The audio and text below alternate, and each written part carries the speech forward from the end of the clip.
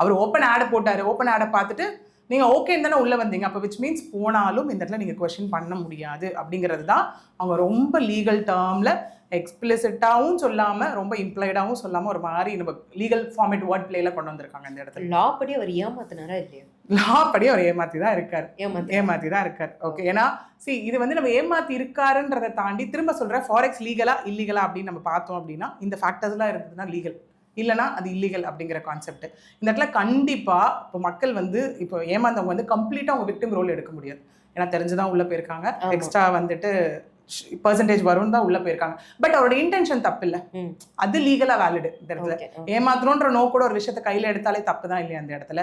So அது தப்பான விஷயம் இந்த இடத்துல. ஏன்னா மற்றபடி வந்து நாளைக்கே ஒரு மியூச்சுவல் ஃபண்ட்ஸ்ல போய் கேட்குறோம் அப்படின்னா வந்து சொல்லிடுவோம் கீழே தான் நம்ம போட்டுருவோம். இன்னைக்கு எவ்வளோ பேர் நம்ம ஒரு விஷயம் வந்ததுன்னா படிக்காம simply I agree terms and conditions ஒரு டிக்கெட் போட்டுருவோம், இல்லைன்னா அந்த ஒரு 2 நிமிஷம் கூட படிக்க டைம் இருக்காது, சிம்பிளி சைன் பண்ணிட்டு என் கையில இப்போ பணம் வந்தா போதும்.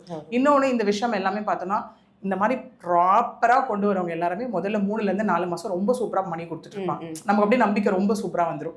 ஏன்னா இது வந்து பர்சன்டேஜாகவும் இருக்கலாம், இல்லை 1க்கு டபுள் ட்ரிபிளாக கொடுக்குறேன்னு இருக்கலாம். இன்னொன்று இது MLM கான்செப்ட்லேயும் ஒர்க் ஆகும், கமிஷன் பேஸ்லேயும் ஒர்க் ஆகும். நீங்கள் வரீங்கன்னா நீங்கள் ஒரு 4 பேரை கொண்டுட்டு வாங்க, 4 பேரை கொண்டு வரதுக்கான அமௌண்ட்டும் உங்களுக்கு சேர்த்து நான் கிரெடிட் பண்ணுவேன் அப்படிங்கிற ஒரு ஃபார்மேட்லேயே வரும். அதுவும் இங்கே நடந்ததாக சொல்லப்படுது. இவங்களும் இப்போ விஷ்ணு தரப்புலையும் எதுவுமே இல்லை, ஃபைனலாக அந்த ஆடியோ வந்திருக்கு. விஷ்ணு வந்து இந்த வேலைக்காக அப்பாயிண்ட் பண்ணப்பட்ட ஒரு பர்சன் தான் பிரீத்தின்னு சொல்லிட்டு அவங்க மேனேஜர். அவங்களும் திரும்ப அதை தான் பேசினதை பார்க்க முடிஞ்சது நம்மளால. இல்லை சார் வந்து இதனால டிலே சார் கொடுத்துருவாரு வச்சிருவாரு, இந்த மாதிரி கான்செப்ட்ஸாக மட்டும்தான் இருக்குது. இப்போ ஃபைனலாக அக்கௌண்ட் டெலீட் பண்ணுறது, பிளாக் பண்ணுற ஸ்டேஜுக்கு வந்ததுக்கு அப்புறம் தான் இது வந்து வெளியே வந்ததாகவும் இந்த இடத்துல நமக்கு சொல்லப்படுது.